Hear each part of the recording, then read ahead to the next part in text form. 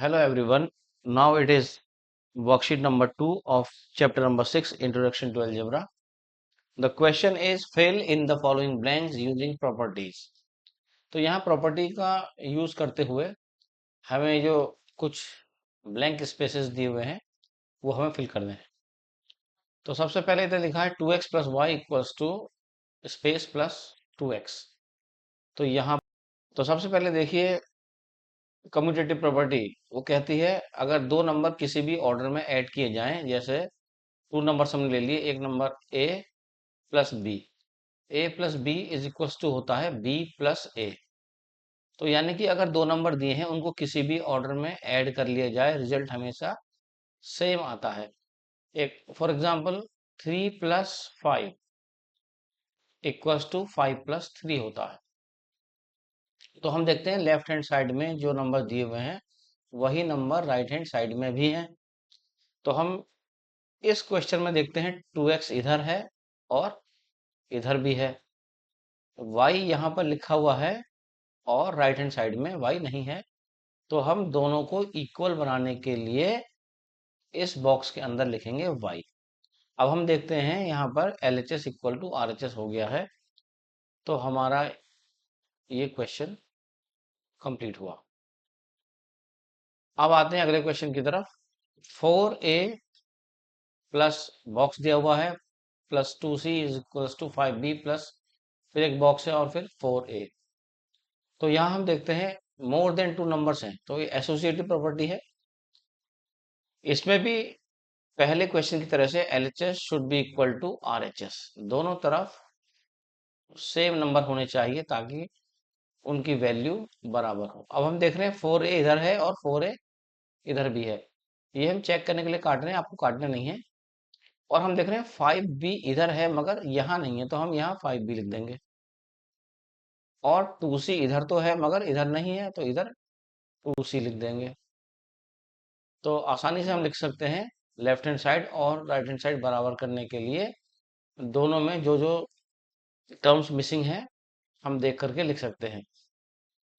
Next question number 3, 5y minus zero is equals to a box दिया हुआ है। हम सभी जानते हैं प्रॉपर्टी ऑफ जीरो होती है कि किसी भी नंबर में से यदि जीरो को सब्ट्रैक्ट किया जाए तो वही नंबर आता है। तो 5y में से अगर जीरो को सब्ट्रैक्ट करेंगे तो 5y ही आएगा। उदाहरण के लिए 4, अगर मान लीजिए कोई नंबर 3 है, 3 में से जीरो सब्ट्रैक्ट करेंगे तो 3 ही आएगा। 4 में से जीरो सब्ट्रैक्ट करेंगे तो 4 ही आएगा। कोई भी नंबर अगर हम ले लें, मान लीजिए 573 में से अगर हम जीरो सब्ट्रैक्ट करेंगे तो 573 ही आएगा। अर्थात किसी भी नंबर में से जीरो को सब्ट्रैक्ट करने पर वही नंबर आता है। तो इस केस में भी 5y में से जब हम जीरो को सब्ट्रैक्ट कर रहे हैं तो हमारे पास आंसर 5y ही आएगा। अब देखते हैं question number 4। This question is same as question number 1। यहाँ लेफ्ट हैंड साइड में लिखा है 3x into 2y and this will be equal to 2y into 3x। आप जानते हैं कि जैसे 3 इंटू टू जो होगा वो 2 इंटू 3 के बराबर ही होगा। 5 इंटू 6 जो होगा वो 6 इंटू 5 के ही बराबर होगा। तो ऐसे हम यहाँ देखते हैं जब 3x की 2y से मल्टीप्लाई होगी तो वो बराबर होगा 2y इंटू 3x के। केवल हमने जो ये नंबर्स दिए हैं इनका क्रम बदला है, यानी यहाँ पर 3x पहले था और बाद में 2y था, और राइट हैंड साइड में 2y पहले स्थान पर आ गया है तो दूसरे स्थान पर 3x आएगा। क्वेश्चन नंबर 5 है 2p डिवाइडेड बाई 1। आप जानते हैं जब किसी भी नंबर को 1 से डिवाइड किया जाता है तो वही नंबर आता है। इसको उदाहरण से समझते हैं। 5 डिवाइड बाई 1 5 ही आएगा। 7 डिवाइड बाई 1 7 ही आएगा। और ऐसे ही 1234 डिवाइड बाई 1 तो वो नंबर ही आएगा जिसको कि डिवाइड किया जा रहा है, 1234। इसी तरह से यहाँ भी जब 2p को 1 से डिवाइड करेंगे तो 2p ही आएगा। अब देखिए क्वेश्चन नंबर 6।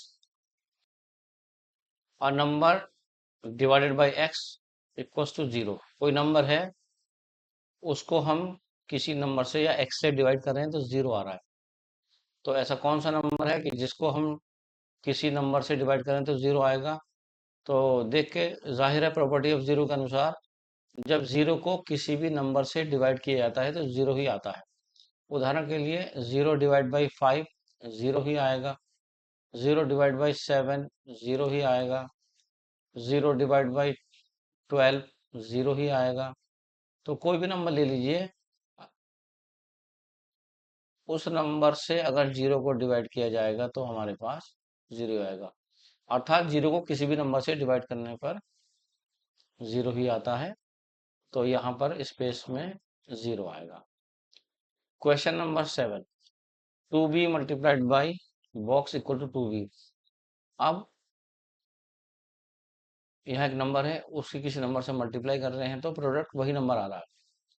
आप जानते हैं property of 1, when any number is multiplied by 1 we get the same number as a result. यानी कि जैसे एक नंबर 7 है, 7 इंटू 1 करेंगे तो 7 आएगा, 12 इंटू 1 करेंगे तो 12 ही आएगा, 18 इंटू 1 करेंगे तो हमारे पास 18 ही आएगा। इसी प्रकार से 2b में 1 से मल्टीप्लाई करने पर हमें 2b ही प्राप्त होगा। Now question number 8, -4x into 3y is equal to 3y into, अभी स्पेस दिया हुआ है।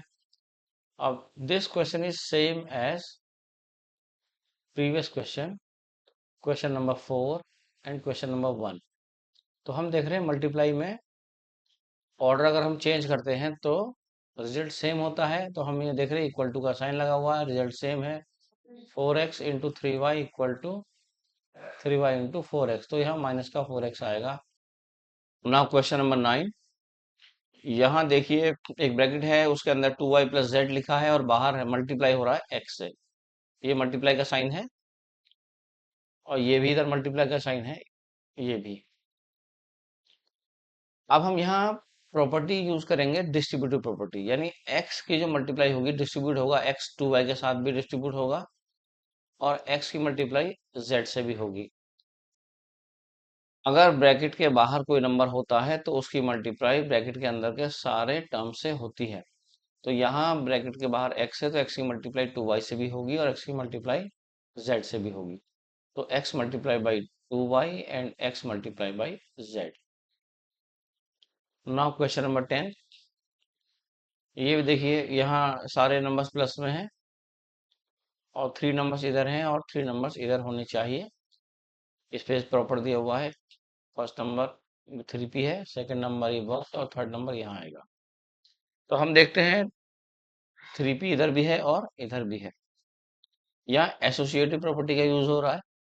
2q इधर नहीं है और r भी नहीं है, राइट साइड में, लेफ्ट साइड में तो है। तो एक के अंदर हम लिख देंगे 2q और एक में लिख देंगे r।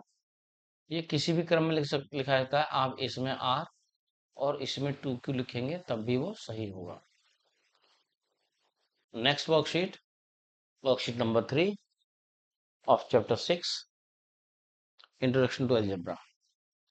First part of this question number 1, y multiply by y and it is written 9 times.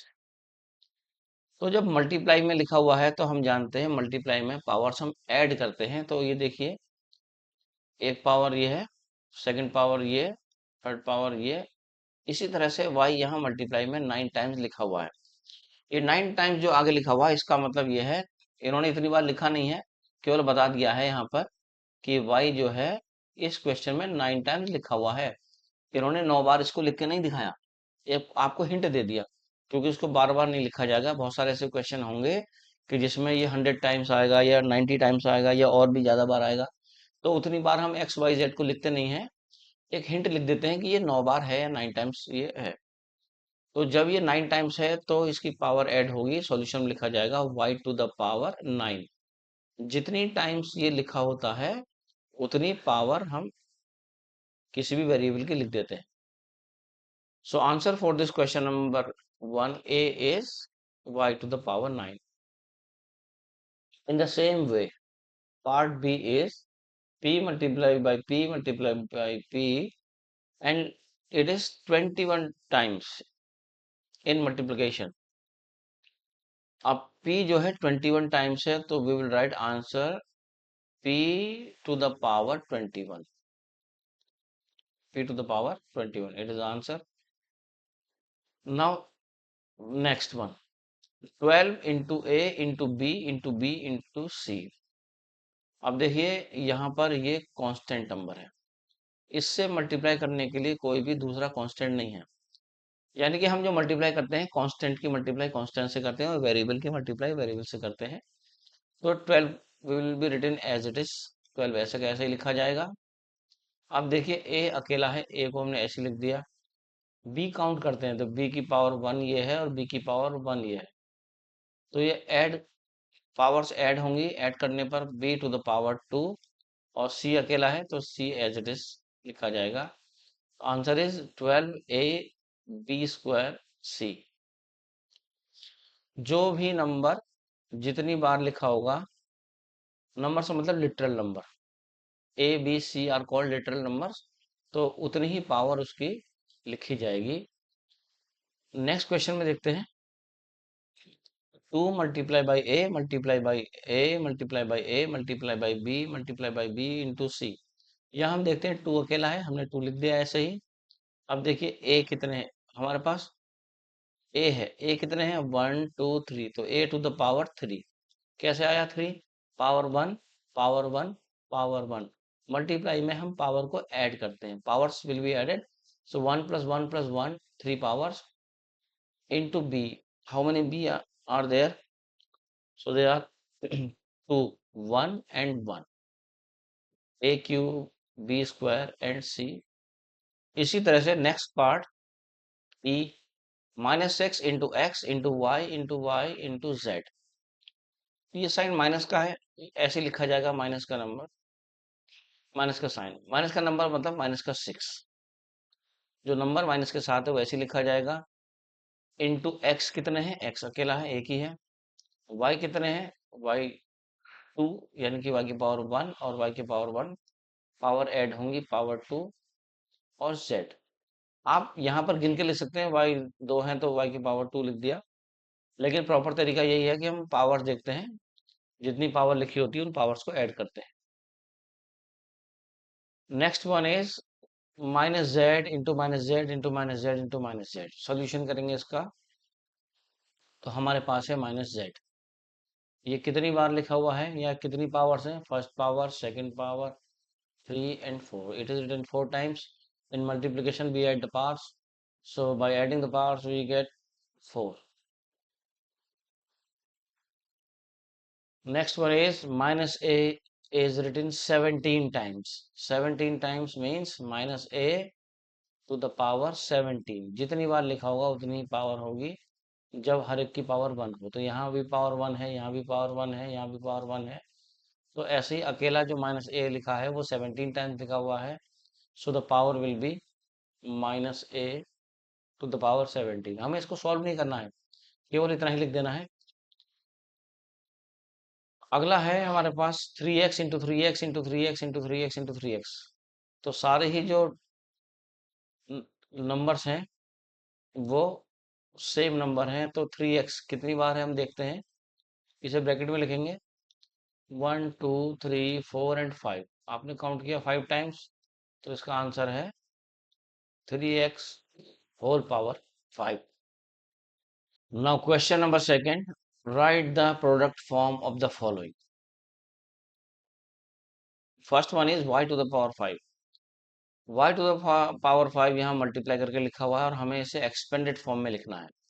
यानी y to the power 5 है, हमें देखना है कितने y हैं, तो जितनी बार किसी नंबर की पावर होगी हमें उसे उतनी बार लिखना है। जैसे y की पावर 5 है तो ये लिखा जाएगा 5 time, 1 time, second time, third time, fourth time and 5 time. तो y की पावर 5 है तो हमने इसे 5 बार लिख लिया, क्योंकि मल्टीप्लाई करेंगे तो क्वेश्चन नंबर 1 के अनुसार ये पावर 1 ये पावर 1 ये सबकी पावर 1 होगी, मल्टीप्लाई करने के बाद जब ऐड होगा तो y की पावर 5 आएगी। नेक्स्ट क्वेश्चन है x टू द पावर 19। इसको हमने एक्सपेंडेड फॉर्म में लिखना है, तो कैसे लिखेंगे? यानी x को 19 बार लिखेंगे, x into x into x. कब तक लिखेंगे? 19 टाइम्स। इतनी बार लिखना तो संभव नहीं है कम जगह में, तो इसलिए हम लिखेंगे इसे 19 टाइम्स।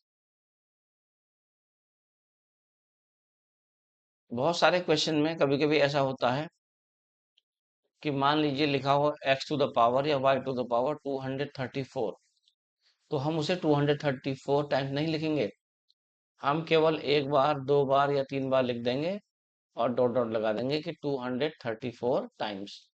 तो जहां भी लिखा हो इतनी टाइम्स लिखा है, आप समझ जाइए कि हमने उसे इतनी बार नहीं लिखना है, केवल एक हिंट दे देना है और डॉट डॉट करके डैश लगा करके हम लिख देंगे 19 टाइम्स या 200 टाइम्स, या जो भी पावर लिखी होगी उतने टाइम्स हम लिख देंगे। इसी तरह से क्वेश्चन नंबर सी देखिए, इसे दो तरह से लिखा जा सकता है, 34x² YZ। पहला तरीका तो बहुत सिंपल है, हमने लिख दिया 34 एज इट इज जो नंबर है, इंटू एक्स कितनी बार है, एक्स की पावर 2 है, तो एक्स इंटू एक्स, यानी एक्स की पावर 1, एक्स की पावर 1, एक्स की पावर 2 हो गई। यहाँ पावर 1 लिखना आवश्यक नहीं है, x into y into z, ये हो गया। और हम इसको ऐसे भी लिख सकते हैं, सेकंड मेथड, कि हम 34 के प्राइम फैक्टर्स करें, 2 into 17, 2 into 17, then x into y into z, ऐसे भी लिखा जा सकता है, दोनों ही सही है। Third one is a⁻³ b⁻²c, तो a will be written 3 times, a into a into a into b into b into c। ये इसका सॉल्यूशन हो गया। a⁻³ है तो हमने a को लिखा 3 टाइम्स, 1 2 एंड 3। b⁻² है तो हमने b को लिखा 2 टाइम्स, और यहाँ c अकेला एक ही है तो हमने यहाँ पर एक लिख दिया। नेक्स्ट वन इज -a⁴, यानी कि हम -a को लिखेंगे 4 times, -a multiply by -a multiplied by -a and multiplied by again -a। हमने इसे एक्सपेंड कर दिया है। नेक्स्ट वन इज 2x⁻³ तो 2x को हम लिखेंगे 3 times, 2x into 2x into 2x, bracket लगा दीजिए, क्योंकि 2x एक, ये दो नंबरों का मल्टीप्लिकेशन है, एक कांस्टेंट है, वेरिएबल है, तो 2x into 2x into 2x। आप इसे बिना ब्रैकेट के भी लिख सकते हैं। अब देखिए -z⁻30, यानी -z जो लिखा जाएगा वो 30 टाइम्स लिखा जाएगा, लेकिन हम 30 टाइम नहीं लिखेंगे, हम इसे 2 या 3 बार लिखेंगे मैक्सिमम, फिर डॉट लगा देंगे और लिख देंगे आगे 30 टाइम्स। यानी आप समझ जाइए ये मल्टीप्लाई में 30 टाइम्स लिखा हुआ है और z⁻30 है। इसी तरह से last question of this question number second, it is -7p² r cube. Solution is -7 as it is into p into q कितने हैं, q to the power 2, so we will write q 2 times, and r to the power 3, so r will be written 3 times. So it is the answer of this question number second. Now it is question number second is completed. Question number 3, write the product form of 3x⁻³ and 3x to the power 3, are they same? सबसे पहले दिया हुआ है 3x to the power 3, हम इसको expanded form में लिखेंगे। हमने 3x को 3 टाइम्स लिखा, 3x into 3x into 3x।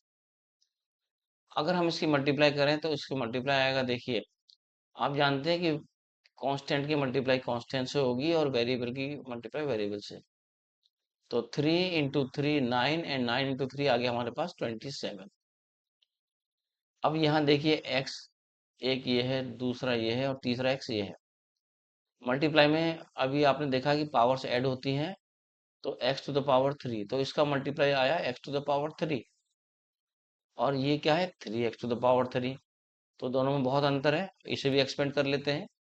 3 into x, 3 times हमने एक्स को लिखा, तो ये आ गया 3x टू द पावर 3। तो ये तो 3x टू द पावर 3 है, और ये 27x टू द पावर 3 है, तो ये सेम तो नहीं है। So we can write 27x to the power 3 is not equal to 3x to the power 3. Hence 3x whole power 3 and 3x to the power 3 are not same. यहाँ तो हम देखते हैं कि जो पूरा ब्रैकेट है उसको 3 बार लिखा जा रहा है, इसमें केवल x को ही लिखा जा रहा है 3 टाइम्स। तो ये दोनों सेम नहीं हो सकते, और ये सेम है भी नहीं। Now question number 4, right the coefficient of. Coefficient term से आप परिचित होंगे। कोफिशिएंट का मतलब होता है किस नंबर से इसमें मल्टीप्लाई हो रही है। जैसे एग्जाम्पल के लिए हम 3 इंटू 5 ले लेते हैं, तो जो 5 लिखा है इसका कोफिशिएंट है 3, और 3 का कोफिशिएंट है 5, यानी कि 3 की 5 से मल्टीप्लाई हो रही है, 5 की 3 से मल्टीप्लाई हो रही है। Coefficient of 3 is 5 and coefficient of 5 is 3। अब क्वेश्चन 1 में देखते हैं, we have to write the coefficient of x. X का कोफिशिएंट क्या है? एक्स का कोफिशिएंट है 2, तो coefficient of x is 2। Coefficient of x in 2x, then 2x में x का कोफिशिएंट क्या है? 2x में x का कोफिशिएंट 2 है। और एक बहुत ही इजी मेथड मैं आपको बताना चाहूँ, देखिए ध्यान से देखिएगा। कोफिशिएंट ऑफ x पूछा है, x काट दीजिए एक रफ जानकारी के लिए, क्या बचा? 2, यही आएगा। ऐसा एग्जाम में नहीं करना है, ये केवल आइडिया लगाने के लिए है। अगले क्वेश्चन देख चेक करते हैं कि देखो ये सही होता है या नहीं। पहले समझते हैं इसका B part, a in 9a। तो इसमें हम देखते हैं -9a, a इन -9a। तो -9a में a का कोफिशिएंट क्या है? किससे मल्टीप्लाई हो रही है? a की -9 से मल्टीप्लाई हो रही है, जो मैंने अभी पीछे बताया था पिछले क्वेश्चन में। ट्राई करके देखते हैं, a से a अगर काट दिया जाए तो क्या बचा हमारे पास? -9। बहुत आसान तरीका है, ऐसे काटेंगे नहीं आप एग्जाम में बिल्कुल भी, ये केवल अनुमान लगाने के लिए था। तो कोफिशिएंट ऑफ a, यहाँ दोबारा देखिए इधर क्वेश्चन है, coefficient of a in -9a is -9, जिस नंबर का अर्थात जिस नंबर का कोफिशिएंट हमें निकालना है उसके अलावा जो कुछ भी हो वो कोफिशिएंट होता है। इसको और अच्छा समझेंगे अगले पार्ट में, इसमें सी में y इन 4xy। अगर देखिए हम यहाँ y से y कैंसिल कर दें, कैंसिल होता नहीं है, केवल अनुमान लगा रहे हैं हम, तो क्या बचा? 4x। तो y का कोफिशिएंट क्या हुआ? 4x, अर्थात उस y के अलावा सब कुछ। Coefficient of y in 4xy is 4x। इसी तरह से सारे क्वेश्चन किए जा सकते हैं। देखो b इन -8abc, -8abc में b का कोफिशिएंट क्या है? अर्थात b में किसकी मल्टीप्लाई हो रही है? तो b में 8a की मल्टीप्लाई हो रही है, b से भी हटा दीजिए, क्या बचा? -8ac, -8ac आ गया। आप कभी भी ऐसा कट करके नहीं दिखाएंगे, केवल आप लिखेंगे the coefficient of b in -8abc is -8ac, यानी कि जो पूछा गया है उसके अलावा सारा उसे ही हटा दो, वो बचा हुआ कोफिशिएंट होता है। अब एक और, a इन -a। अब देखिए इसको हम मान सकते हैं ये -a × 1 है। भाई 1 में किसी भी नंबर से मल्टीप्लाई करते हैं तो वही नंबर आता है। अभी हमने प्रॉपर्टीज वाले क्वेश्चन किए थे पिछली वर्कशीट में। तो जब यहाँ आप a से 1 हटाएंगे तो क्या बचेगा? -1 बचेगा, ये हो गया। और वैसे भी हमें दिखाई दे रहा है इसमें कि a का जो कोफिशिएंट है वो माइनस है, तो माइनस तो अकेला आएगा नहीं, तो -1 है। Coefficient of A is -1। ए से ए कैंसिल कितनी बार हुआ? 1 बार तो हुआ, तो माइनस और 1, -1 हो गया। ये जो हमने कैंसिल करके दिखाया है केवल आपके आइडिया के लिए है। इसी तरह से z इन 34z, तो z के अलावा क्या लिखा है? यहाँ पर 34 लिखा है, तो coefficient of z is 34। Similarly in next question, the coefficient of x square in 4xy is 4y। ये देखिए 4y है। y इन y से y कितनी बार कैंसिल हुआ? One time. या आप लिख सकते हैं y इंटू 1 है, ये मान लिया। जब अकेला नंबर कोई भी लिखा हुआ है, अब जैसे अकेला b लिखा है, इसका मतलब है ये 1b जैसे, तो इसी तरह से यहाँ जो है, जो y लिखा है अकेला, ये इसका मतलब ये 1y है। तो y से y कैंसिल हुआ, क्या बचा? 1। अब यहाँ देखिए a इन -12ab², a से a कैंसिल कीजिए, अपने मन में करना है सब ये। तो a का कोफिशिएंट बचा -12b²। देखिए यहाँ आया वही answer, -12b²। Next and last question is z in zy. We have to find the coefficient of z in zy. तो z के अलावा क्या बचा है? z के अलावा केवल y है, तो coefficient of z in zy is y alone। I hope आपको समझ में आ रहा होगा। Now question number 5, identify the following statement as constants और वेरिएबल्स। तो यहाँ कुछ स्टेटमेंट दिए हुए हैं, हमें बताना है कि ये जो स्टेटमेंट्स हैं ये कांस्टेंट शो करते हैं या वेरिएबल शो करते हैं।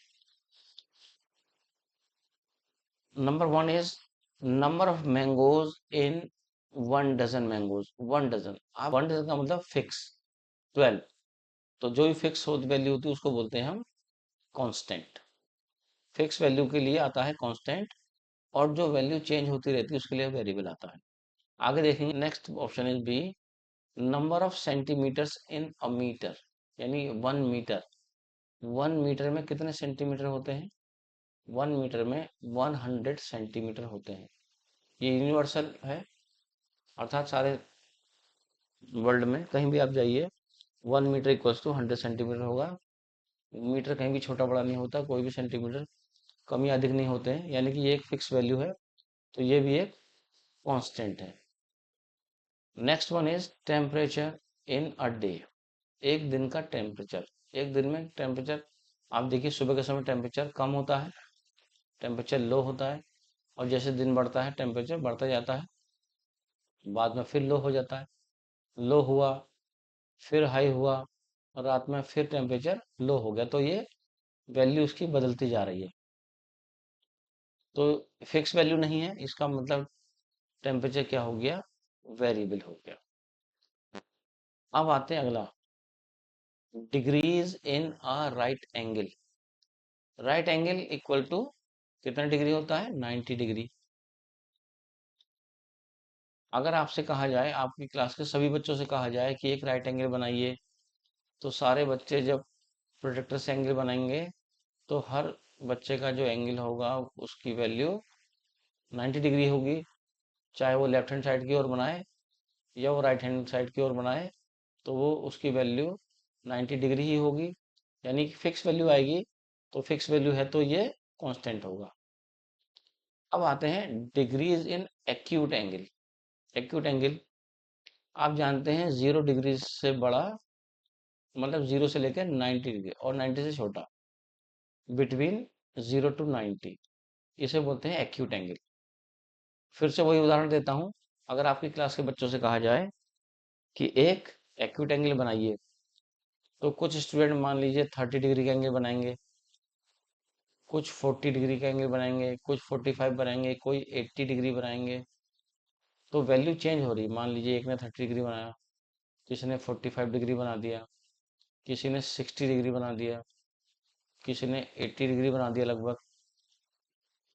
तो हैं सारे एक्यूट एंगल, ये भी एक्यूट एंगल है, ये भी एक्यूट एंगल, ये भी एक्यूट एंगल, ये भी एक्यूट एंगल, लेकिन सबकी वैल्यू चेंज है। तो एक्यूट एंगल कैसा हो गया? वेरिएबल। इसकी डिग्री वेरिएबल हो गई, यानी कि 0 से बड़ा और 90 से छोटा कुछ भी हो सकती है। मगर पहले वाले क्वेश्चन में 90 डिग्री का ही होगा राइट एंगल। अब देखिए F, number of days in February. भाई फरवरी का महीना है, इसमें कितने दिन होते हैं?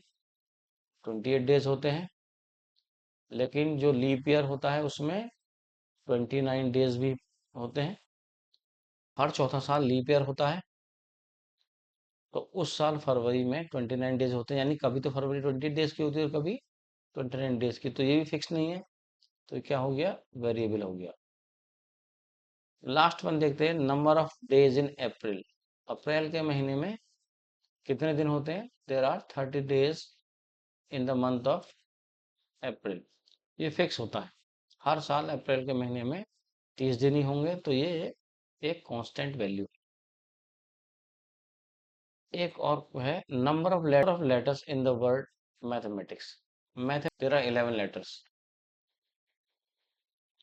तो ये भी कांस्टेंट हो गया। अगला देखते हैं, write the numerical coefficient in this question is same as question number 4।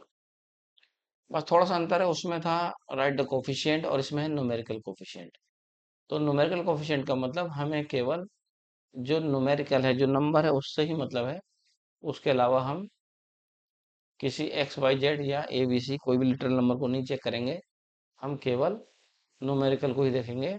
अब देखिए, इस 2x में न्यूमेरिकल क्या है, अर्थात इसमें नंबर क्या है? तो इसमें नंबर है 2, तो numerical coefficient is 2। You will write the numerical coefficient in 2x is, आप ऐसे भी लिख सकते हैं, द न्यूमेरिकल कोफिशिएंट,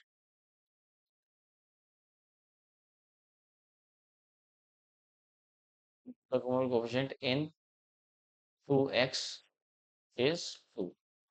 ये पूरा कंप्लीट स्टेटमेंट है। ऐसे ही अगले पार्ट में देखिए, इसमें 3 बाई जेड में न्यूमेरिकल क्या है, नंबर क्या है? इसमें नंबर है 3, तो सॉल्यूशन हो गया 3। अगले क्वेश्चन में 14x² में न्यूमेरिकल क्या है? 14 है, तो उसका सॉल्यूशन हो गया 14। Only we have to write the numerical coefficient in each. अब देखिए, ये a है, a यानी अकेला a, यानी कि ये 1a, इसको लिखा जा सकता है 1 इंटू a। ये 1a है, तो इसमें न्यूमेरिकल क्या है? इसमें न्यूमेरिकल है 1। इसी तरह से -yz को देखें, this can be written as -1yz। इसमें न्यूमेरिकल क्या है? इसमें न्यूमेरिकल है -1, जो कि yz से पहले है। 3pqr में न्यूमेरिकल क्या होगा? 3pqr में न्यूमेरिकल होगा 3।